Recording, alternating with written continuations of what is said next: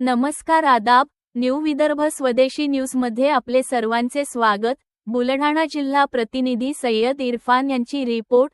बुलढाणा जिल्ह्यात पीक विम्याच्या नावाखाली शेतकऱ्यांची फसवणूक थांबवा, नाहीतर पुन्हा महाराष्ट्र पेटेल. रविकांत तुपकरांचा सरकारला इशारा.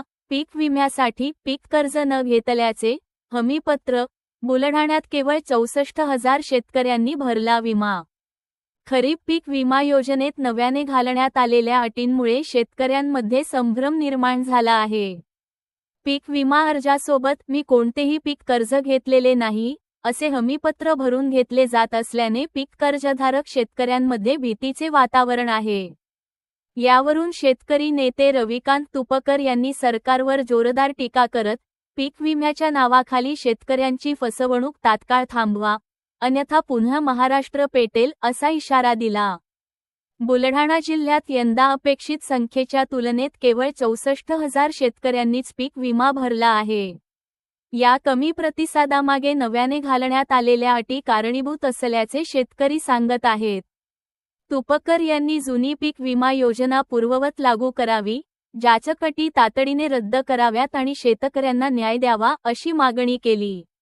अन्यथा राज्यभर तीव्र आंदोलन छेडण्याचा इशाराही त्यांनी सरकारला दिला.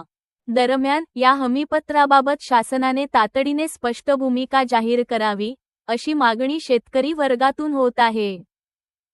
यावर्षी पीक विमा भरताना मी कोणत्याही प्रकारचं पीक कर्ज घेतलं नाही अशा आशयाचं हमीपत्र पीक विमा कंपन्या शेतकऱ्यांकडून घेत आहेत. याचा अर्थ असा होतो की तुम्ही पीक कर्ज घेतलेलं असेल तर तुम्हाला कदाचित पीक विमा मिळणार नाही. मुळातच ही सरकारने जी पीक विमा योजना आणलेली आहे ही योजना बोगस आहे. म्हणजे शेतकऱ्यांना पीक विमा मिळणारच नाही अशी व्यवस्था या पीक विमा योजनेमध्ये करण्यात आलेली आहे. आमचं सातत्यानं सरकारला म्हणणं आहे की जुनी जी पीक विमा योजना आहे 4 ट्रिगरवाली 1 रुपयातली ती पीक विमा योजना पुन्हा नव्यानं अस्तित्वात आणा, जेणेकरून शेतकऱ्यांना त्याची नुकसान भरपाई मिळण्यासाठी सोयीचं होईल. पण सरकारच्या डोक्यात असं आहे की विमा कंपन्यांचा फायदा करायचा आणि शेतकऱ्याला लुटायचं आणि या विमा कंपन्यांच्या फायद्यासाठी सरकार त्यामध्ये सामील आहे. म्हणजे चोर चोर मावस भावाने अर्ध अर्ध वाटून खाऊ अशी परिस्थिती आहे. या विमा कंपन्या सरकारमधल्या लोकांना पैसे पुरवतात, हप्ते देतात, म्हणून विमा कंपन्यांना पाठीशी घालण्याचं काम सरकार करत आहे. या पीक विमा योजनेमध्ये ज्या काही जाचक अटी आहेत त्या तातडीनं काढल्या पाहिजे, अन्यथा महाराष्ट्रातल्या शेतकऱ्यांना घेऊन पुन्हा एकदा आम्ही रस्त्यावर उतरू.